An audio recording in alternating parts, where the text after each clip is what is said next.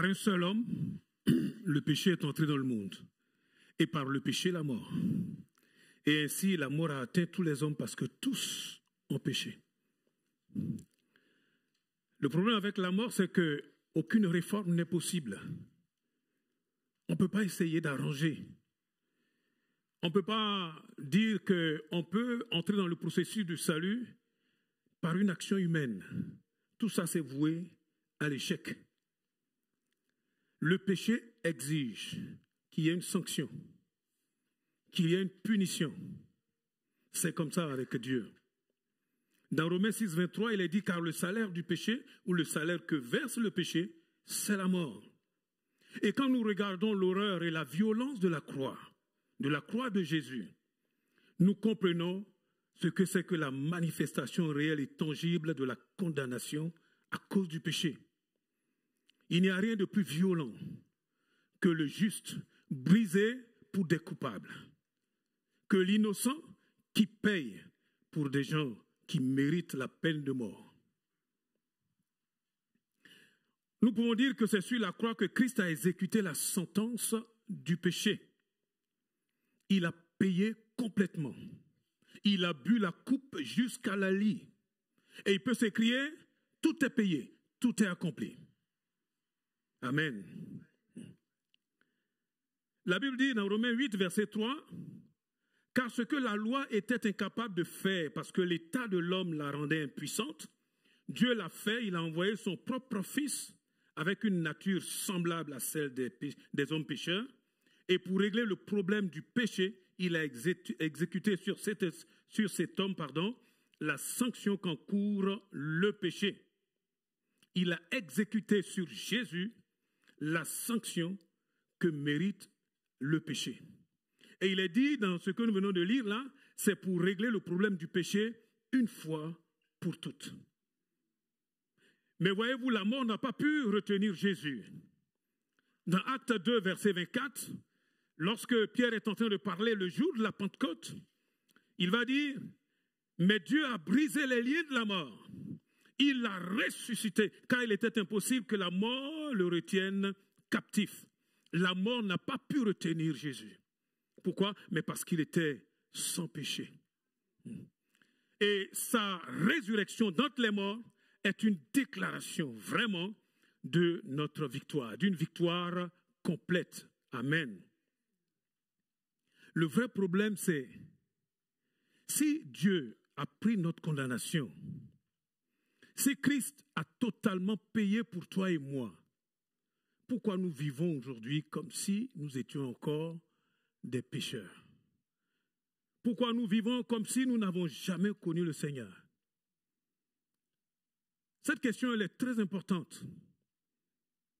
Parce qu'on peut connaître le Seigneur, on peut avoir confessé Jésus, on peut être passé par les eaux du baptême, on peut avoir fait des expériences extraordinaires avec Dieu et malheureusement continuer à vivre comme si on n'a jamais connu. En train de porter des chaînes que le Seigneur a déjà brisées. Waouh! En train de nous confronter à un péché qui a déjà été réglé à la croix. Vous ne voyez pas que c'est antinomique, c'est bizarre. Ce que je suis en train de te dire là, ce n'est pas seulement des gens qui sont dehors, ce n'est pas seulement des gens qui sont dehors. Je parle de toi et moi. Je parle de notre vie.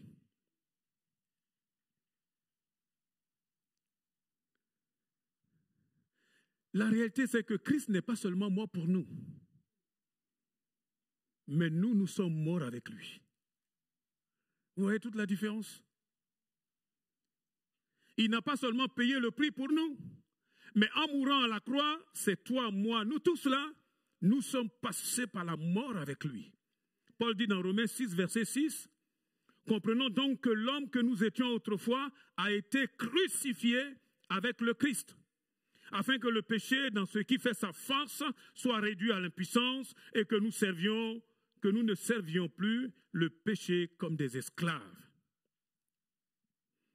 Et Paul renchérit dans Galates, ce passage qui va être vraiment le socle de notre étude, Galates chapitre 2.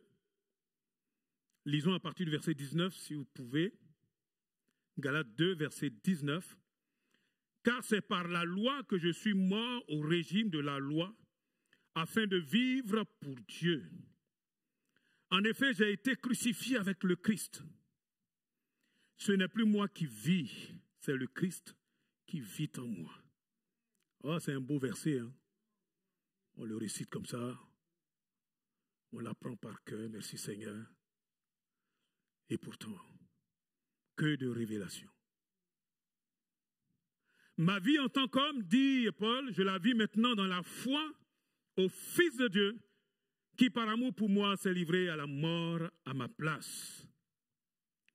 Le Seigneur ne nous demande pas de devenir de meilleures personnes. Le Seigneur n'est pas venu pour, qu'on appelle ça, essayer de produire une meilleure version de nous-mêmes, comme j'entends dire. Ça là, c'est diabolique. Dieu n'a que faire de notre ancienne identité. Parce que dans la réalité, il y a une seule chose qui est nécessaire. C'est que toi et moi, là, nous devons passer par la croix. Nous devons mourir. Nous devons mourir à cette ancienne vie. On ne peut pas améliorer l'ancienne vie. On ne peut pas la ranger. On ne peut pas essayer de la rendre meilleure. Tout ça là, c'est faux. Le Seigneur dit, il faut couper. Si quelqu'un est en Christ, il ne continue pas à tirer les anciennes casseroles derrière. Il devient quelqu'un de nouveau. Amen. Allons doucement. Nous n'avons pas besoin d'avoir une vie qui va se perfectionner, qui va être améliorée. Ça là, non, Dieu n'a que faire. Parce que dans la réalité, nous ne pouvons pas vivre la vie de Dieu. Quelqu'un a dit, la vie chrétienne, elle est difficile. Hein? Non, la réalité, c'est qu'elle est impossible. La réalité, c'est que la vie chrétienne, la vie à laquelle Dieu nous appelle, elle est humainement impossible. Impossible. Dieu ne nous demande pas de venir vivre cette vie-là avec notre ancienne façon de voir. C'est voué déjà à l'échec. C'est ça la réalité.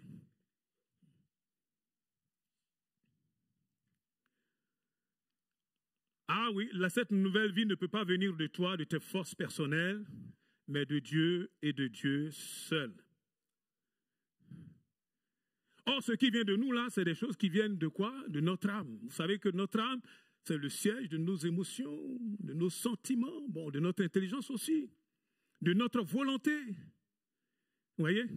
Dieu ne nous appelle pas à marcher, à continuer de marcher avec notre volonté propre, avec nos sentiments. Ah oui, si on fait ça là, excusez-moi, c'est déjà foutu, c'est déjà mort, c'est fini. Nous n'allons pas pouvoir aller loin. Et c'est la raison pour laquelle beaucoup d'entre nous là sont fatigués, sont frustrés, sont en train de se décourager parce qu'ils essayent de vivre la nouvelle vie avec les anciennes choses. C'est impossible. Impossible. Ça s'appelle de la religion. Et avec ça là, vous savez, on peut faire 5 ans, 10 ans, 15 ans, 20 ans, 50 ans si le Seigneur n'est pas encore de retour dans sa connaissance, peut-être même plus. Et continuer encore à tirer ces vieilles casseroles. En pensant que tout vient de nous. Ah, Paul nous dit ici, moi j'ai été crucifié avec le Christ. C'est fini, le moi là, il est mort, c'est terminé. Il dit, si je vis aujourd'hui, ah, ce n'est plus moi qui vis. Hein. Ma vie en tant qu'homme, je la vis maintenant dans la foi au Fils de Dieu, qui par amour pour moi s'est livré à la mort à ma place. Amen. Ah, bien aimé, c'est ça le secret. C'est ce qui fait que l'église d'aujourd'hui est arrêtée. Oui, on est à l'arrêt. Non pas parce que Christ n'est pas ressuscité. Non pas parce que Christ n'a pas vaincu toutes ces ténèbres.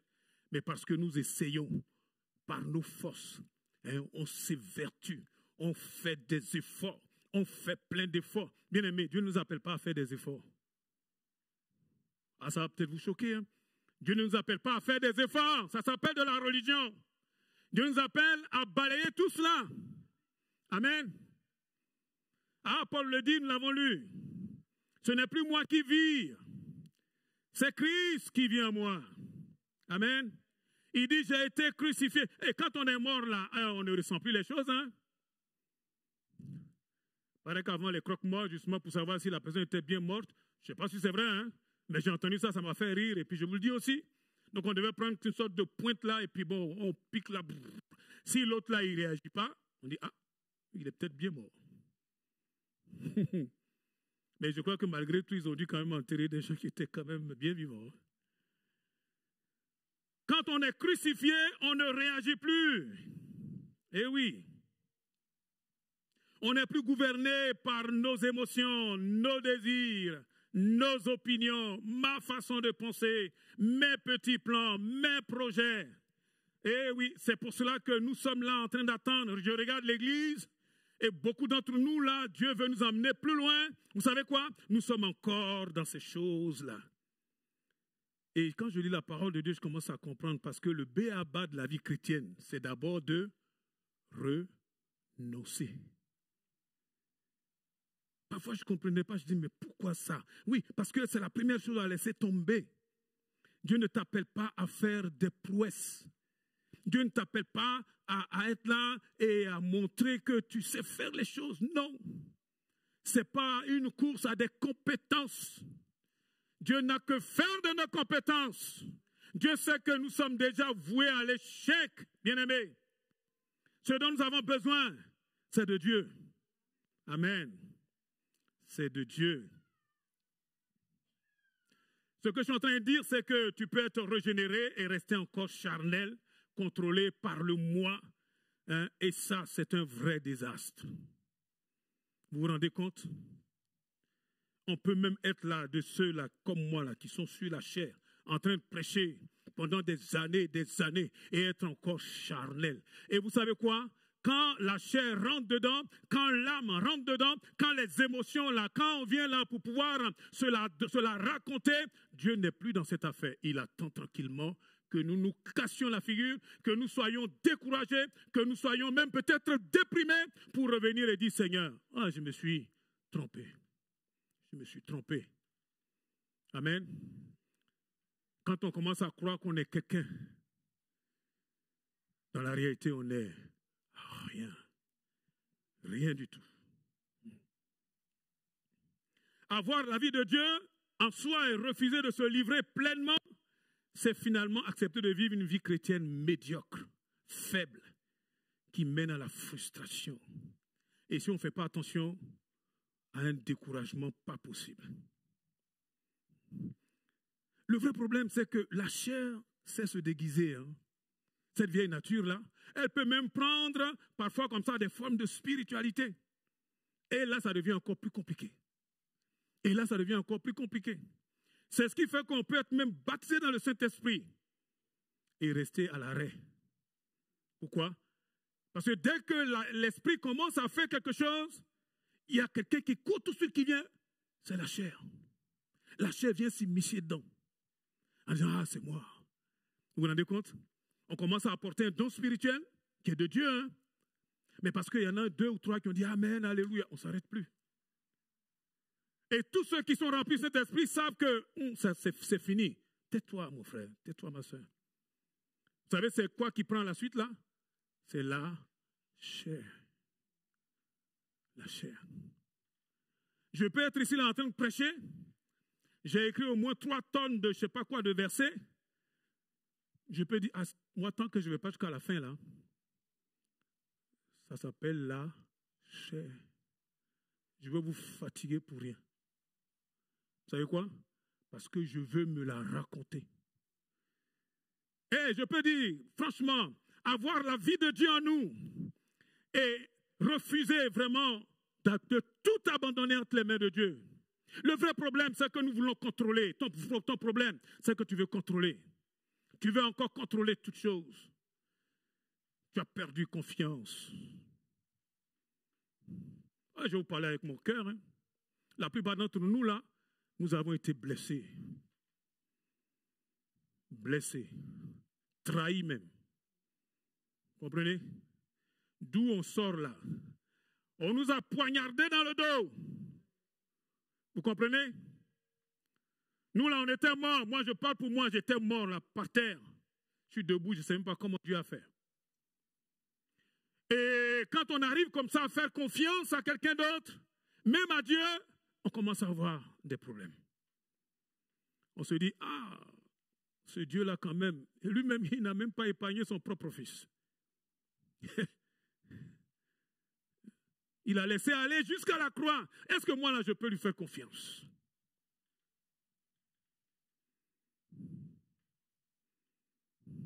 Et après, on vit une vie de frustration. Parce que ça ne marche pas.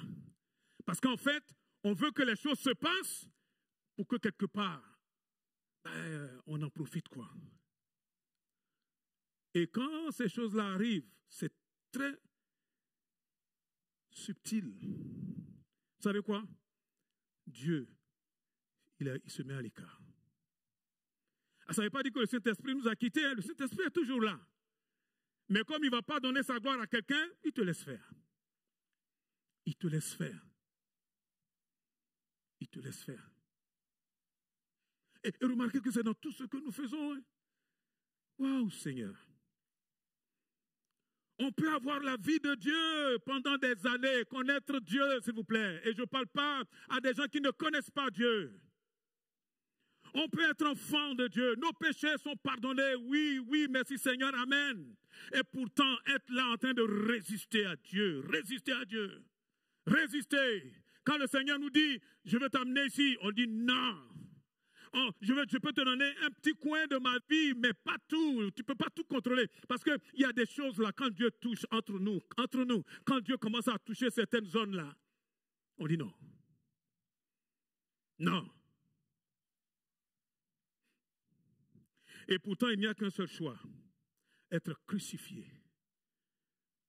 et ressuscité avec Christ. Dans la réalité, tu es orgueilleux. Hein? Tu es orgueilleuse.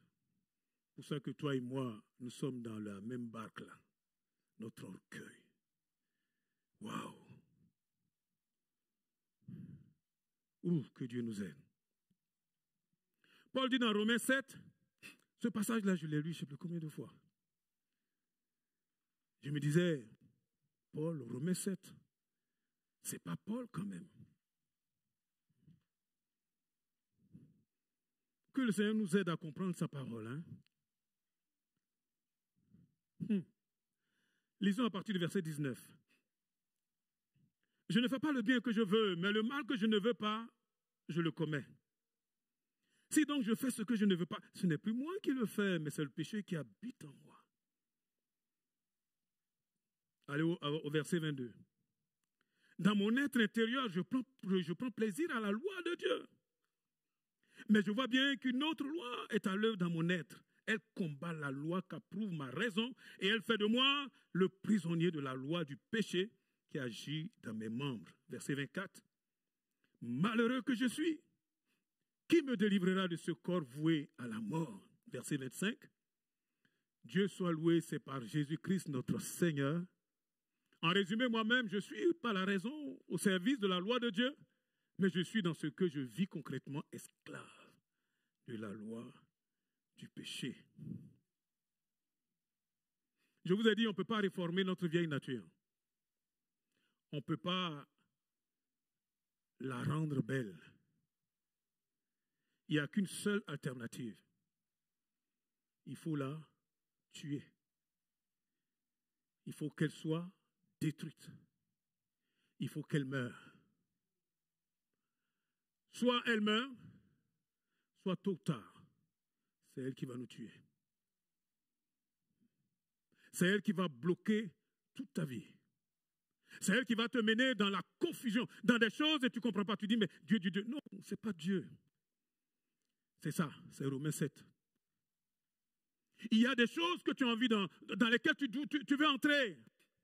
Mais tu sens très bien là qu'il y en a un autre là qui est là. On va rentrer dans les détails si vous voulez.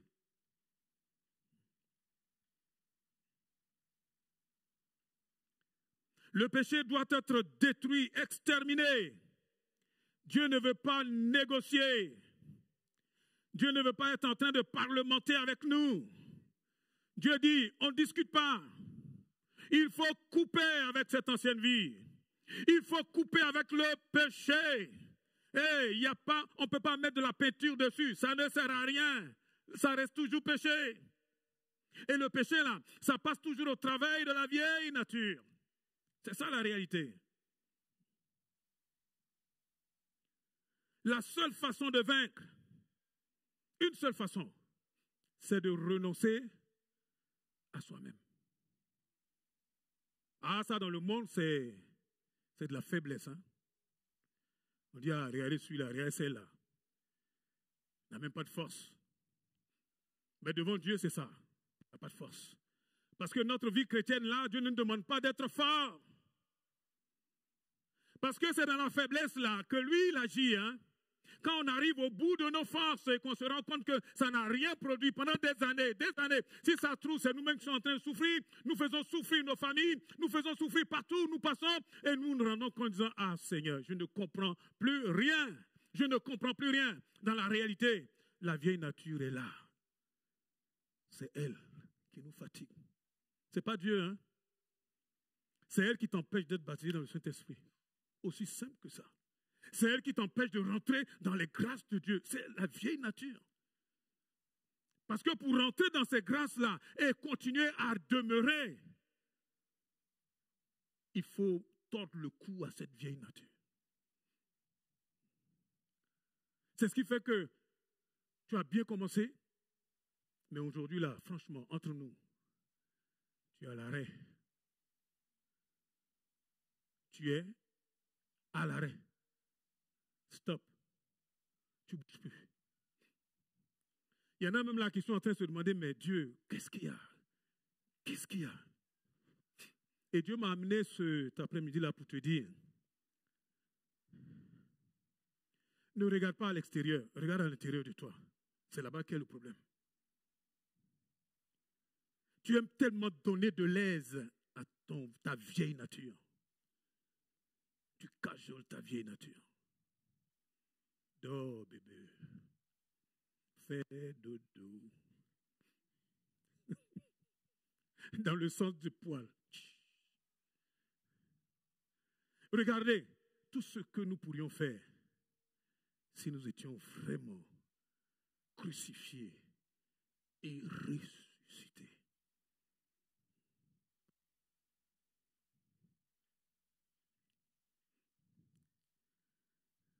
Il faut lâcher prise. Le vrai problème, c'est que tu as peur. Comme je disais, on a peur de lâcher prise. Surtout quand tu as déjà bien trahi.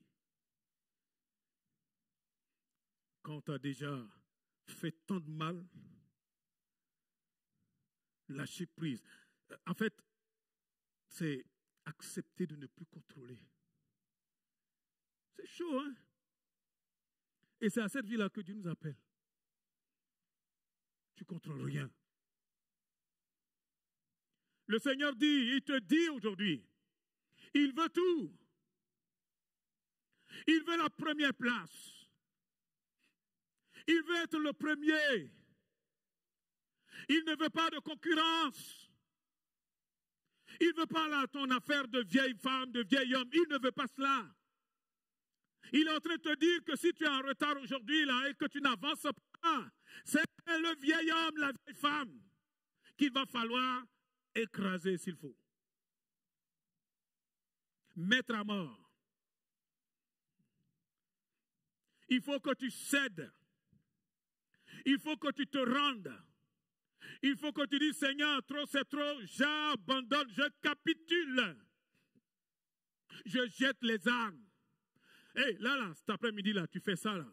Cet après-midi-là. Avant de partir, il va y avoir quelque chose d'extraordinaire. Tu es là, tu as honte. Tu sais qui a honte en toi? Le vieil homme. Tu as honte. Oh, il y a des grâces que tu n'auras jamais. Avec cette honte-là, tu vas rester là. Les enfants là qui sont en train de rentrer dans la vie chrétienne, béni soit le Seigneur pour eux. Ils vont venir, ils vont te dépasser. Et toi, tu es tellement intelligent, tu es tellement sachant qu'aujourd'hui là, tu ne sais plus rien. Tu es là, orgueilleux, orgueilleuse, rempli de ta connaissance. Et la connaissance, elle l'enfle et elle nous amène tout droit en enfer, dans une vie d'échec où on n'est même plus bon pour quelqu'un. C'est ça le problème. C'est ça le problème. Vous savez pourquoi Dieu fait de grandes choses parmi les simples? Mais parce que, justement, ils se rendent facilement. Facilement. Eh oui. Quand le Seigneur dit, ici, ils courent, ils viennent là. Mais toi, là, tu vas commencer à expliquer, à raisonner. Et regarde, ça te met en retard, ça te met en retard, ça te met en retard. Je vais te dire quelque chose, il n'y a pas de victoire sans la croix. Il ne suffit pas de chanter la croix, hein, mais il n'y a pas de victoire si toi et moi, là, nous ne passons pas à la croix. Jésus a été à la croix, mais ça, là, c'était sa croix. Est-ce que tu sais que chacun d'entre nous a sa croix? Et il faut que toi et moi, là, tu passes par ta croix. Et que moi aussi, je prenne la mienne. Amen. Et nous voulons la puissance. Laissez-moi vous dire, sans la mort, il n'y a pas de puissance. Tu peux venir parler les paroles de Dieu. Tant que tu n'es pas mort, il n'y a pas de puissance. Tant que tu n'es pas mort, tant que tu n'as pas renoncé à toi, il n'y a rien. Tu vas crier, tu vas faire comme les prophètes de Baal, sauter là du matin jusqu'à midi et de midi jusqu'à peut-être à 18h et là peut-être même te faire tes incisions. Il se passera nada, nothing, rien. Liquéfi. Ça c'est dans mon patois. Rien. Et à la fin tu vas dire, ta parole là, non c'est pas la parole, c'est toi. C'est toi. Regarde ton voisin, dis-lui, c'est toi. Celui qui t'a dit c'est toi, là, dis-lui aussi c'est toi.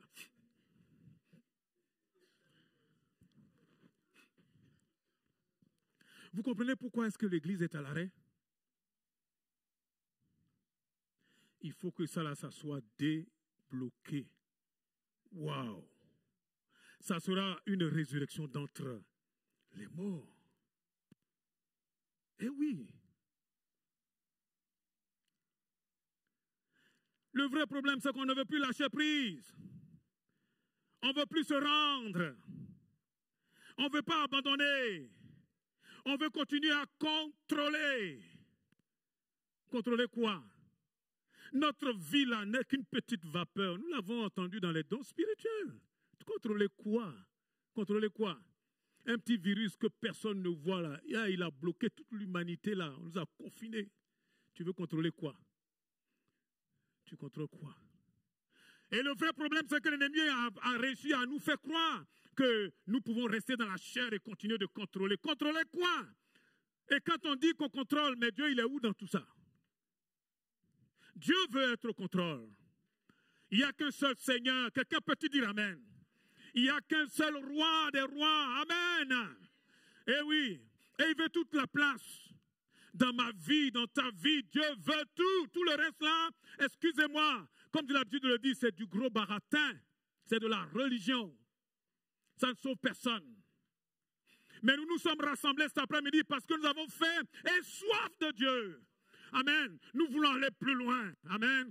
Nous voulons casser là, je sais pas moi, ce plafond de verre là et passer. Amen. Oh, gloire à Dieu. Nous voulons avancer, mon Dieu. Et Dieu n'a pas encore dit son dernier mot. Alléluia. Mais il cherche des hommes et des femmes qui ont renoncé à leur petit ego, qui ont renoncé de contrôler et qui disent, Seigneur, ma vie là, je la dépose à tes pieds. Est-ce que tu peux dire Amen? Tu sais, finalement, notre avenir là, ce n'est plus dans nos mains. Ah, je ferai ceci, je ferai cela. Tu parles. Quand j'étais beaucoup plus jeune, je pensais que j'aurais fini quelque part, je ne sais pas. Je n'avais même pas idée de ce qui se passe là. Notre avenir, ton avenir n'est pas dans ta main. tu ne maîtrises rien. Et pourtant, le diable te fait croire que tu peux encore contrôler. La chair est là pour te retenir. Waouh. Puis s'adressant à tous, il dit, si quelqu'un veut venir après moi, si quelqu'un veut me suivre, Luc 9, verset 23, qu'il renonce à lui-même, qu'il se charge chaque jour de sa croix et qu'il me suive. En effet, celui qui est préoccupé de sauver sa vie la perdra, mais celui qui la perdra, pour moi, la sauvera. Tant que tu n'acceptes pas de renoncer à toi, tu vas continuer de vivre une vie qui ne va jamais te satisfaire. Et le pire, ce que j'ai découvert, c'est même tu peux être baptisé dans le Saint-Esprit et déprimé. Wow! Même le Saint-Esprit il va te supprimer. Pourquoi? Mais parce qu'à un moment donné, comme je vous ai dit, on commence par l'esprit et très vite, la chair vient. La chair, la vieille nature. Regardez les jeunes là, je bénis le Seigneur pour votre enthousiasme, pour votre amour pour Dieu. Ma prière, c'est que ça là, ça ne s'arrête jamais. Parce que Dieu ne nous a pas appelés à faire un jour comme ça, un pas, et puis après on s'arrête. Dès que tu t'arrêtes net, le vieil homme vient. La vieille femme se pointe.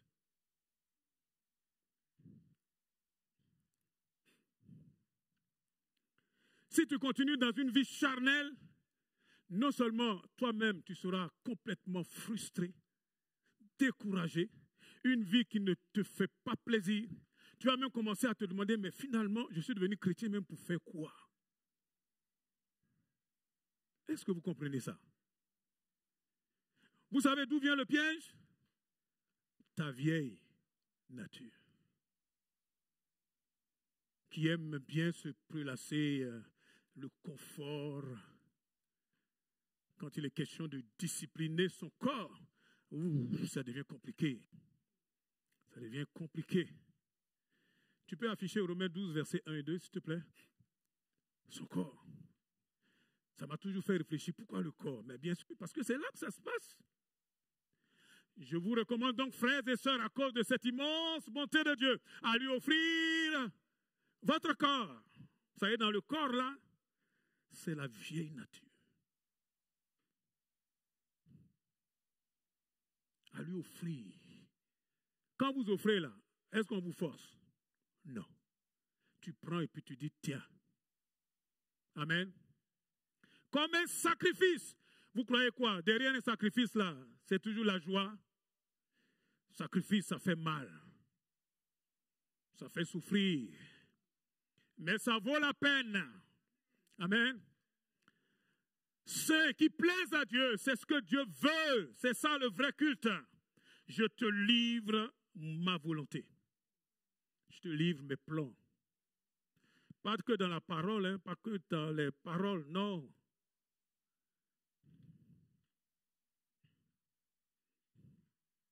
On essaye de mettre du vin nouveau dans de vieilles outres.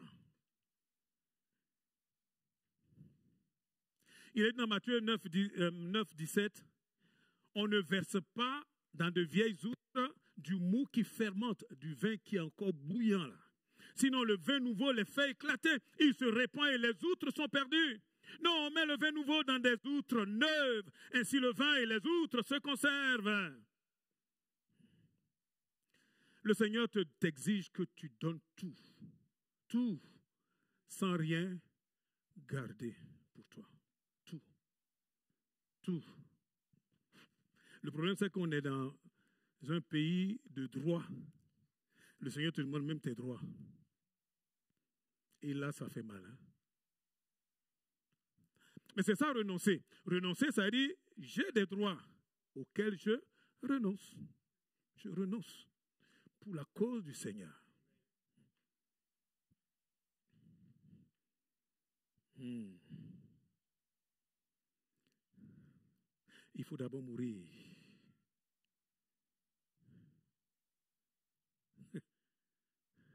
C'est quand même fort, hein? On peut passer des nuits et des nuits dans la prière. On peut jeûner pendant 40 ans, non-stop. Et faire ça seulement avec la chair. Vous vous rendez compte? Et quand on a fait ça 2 ou 3 fois, on commence à se décourager. Parce qu'on fait le bilan et puis on dit, mais bon, j'ai perdu un peu de poids, merci Seigneur. Ça ne fait pas rire, dit. Mais franchement, s'il vous plaît, je ne veux pas être négatif. Comprenez-moi. C'est quand on renonce à tout que Dieu entre en scène. Est-ce que tu peux dire Amen? C'est quand on renonce à tout. Et là, tu vois quelqu'un qui saute là, qui arrive. J'arrive. Le Saint-Esprit entre en scène. C'est comme ça. Et les choses qu'on ne peut pas faire, lui, il le fait. Jusque-là, tu pensais que c'est toi qui les faisais. Non. Ok, vas-y. Hein? Tu vas te muscler, faire tout ce que tu veux, faire des biceps, des pompes et des repompes. Et à la fin, tu dis, mais ça n'avance pas. Si tu veux être honnête, Dieu ne veut pas ta force. Il veut ta soumission.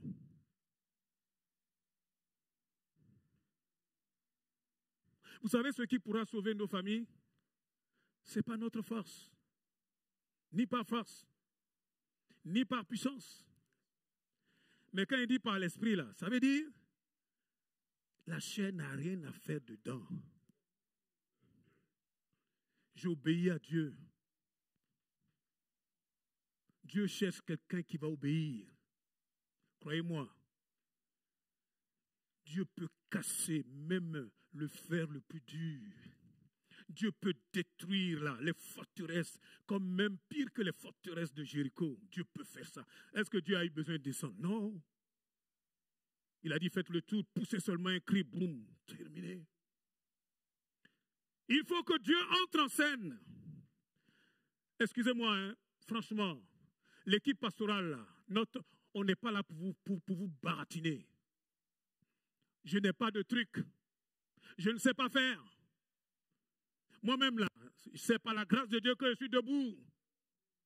Je ne suis pas un héros, je suis un simple zéro. La victoire seule que j'ai, c'est que le Christ est là. Amen.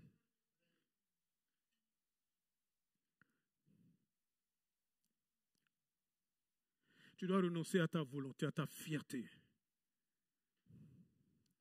Tu essayes de faire des choses, ce que tu oublies, c'est que Dieu les a déjà faites en Christ. Tu essayes de remporter des victoires, mais le Seigneur a déjà remporté toutes les victoires. Tu crois que c'est parce que la voix est forte? Ou bien parce que tu fais beaucoup de choses? Non. Tu peux gesticuler, gesticuler, gesticuler. Et ce que Dieu te demande, c'est d'obéir, de t'écraser. Oui, et moi aussi. Et de le laisser faire. Vous croyez que quelque chose d'étonnant de la part de Dieu? Vous le croyez? Bien-aimés, nous n'avons encore rien vu.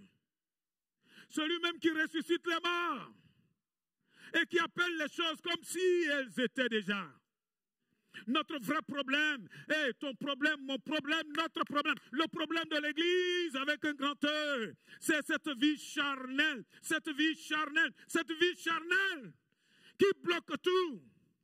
Quand on fait quelque chose, c'est pour nous, notre ego. Eh oh! Eh oh!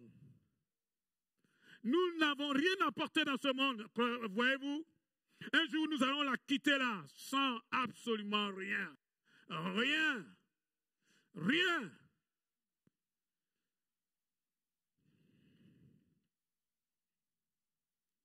Même si on a été déçu, même si on a été trahi, même si on nous a fait des coups bas, bien aimé, il faut faire confiance à Dieu. Et c'est là qu'on voit. Et Paul dit, moi maintenant si je vis, c'est la foi en Christ. Vous voyez, cette foi-là, parfois nous voulons exercer la foi alors que nous sommes en plein dans la chair. Non, ça ne marche pas. Ça ne marche pas. Ça ne marche pas. Il faut que tu cèdes, il faut que je cède.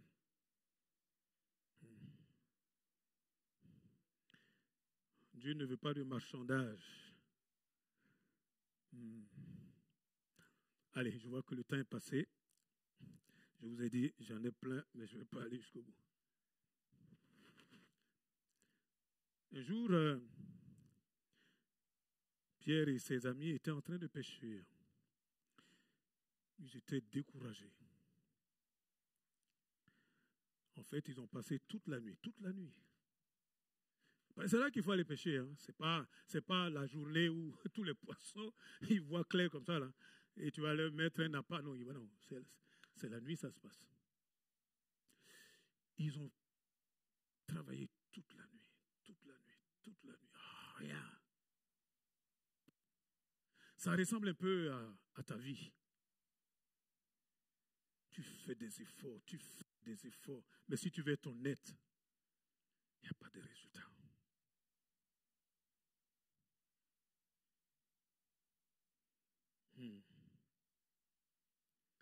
Et puis voilà quelqu'un sur le rivage, c'est Jésus. Il a pris du temps là, il a prêché. Il lui dit, avance en pleine eau, jette le filet. Et Pierre, c'est un pro.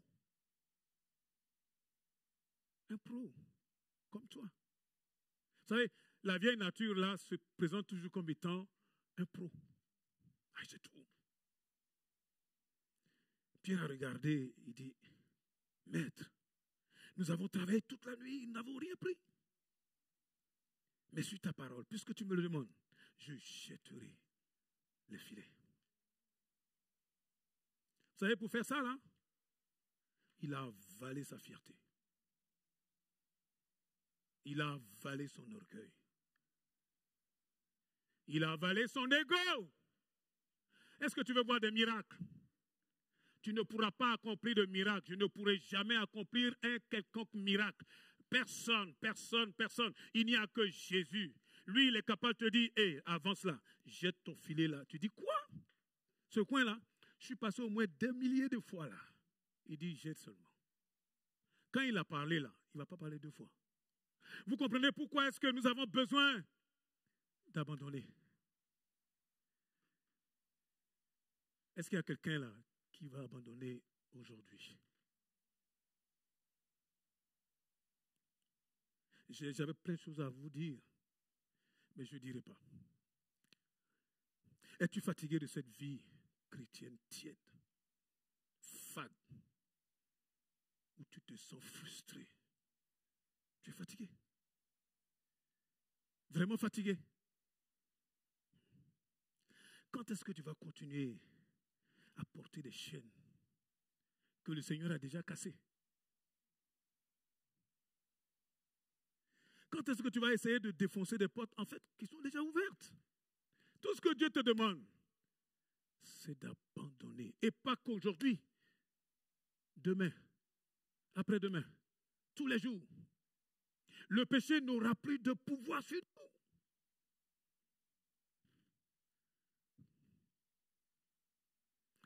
Il y en a là qui sont en train de chercher à se cacher. Ils voient la croix là, mais ils ne veulent pas aller à la croix. Hein. Tu peux raser les murs, tu peux essayer de te cacher dans la foule. Tant que tu ne passes pas par la croix, tu ne vas jamais t'en sortir. Et si tu connais le Seigneur, tu auras une vie chrétienne.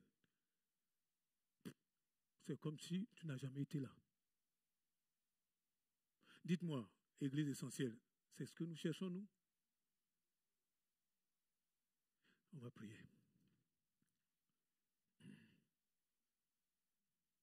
Arrête de contrôler. Donne les rênes au Seigneur. Arrête de contrôler. Il y a une meilleure vie qui nous attend. Dieu va se lever ici. Quelqu'un peut-il dire Amen? Dieu va se lever. Mais pour ça, il faut que toi et moi, on lâche prise. Là, aujourd'hui, là, tu peux être baptisé dans le Saint-Esprit. Aujourd'hui, là, tu peux même guérir de toutes ces vilaines maladies qui t'ont fatigué depuis tant de temps. On n'aura même pas besoin de t'imposer les mains. Jésus, il est capable de le faire. Mais toi, là, il faut que tu dises, Seigneur, j'abdique, j'abandonne.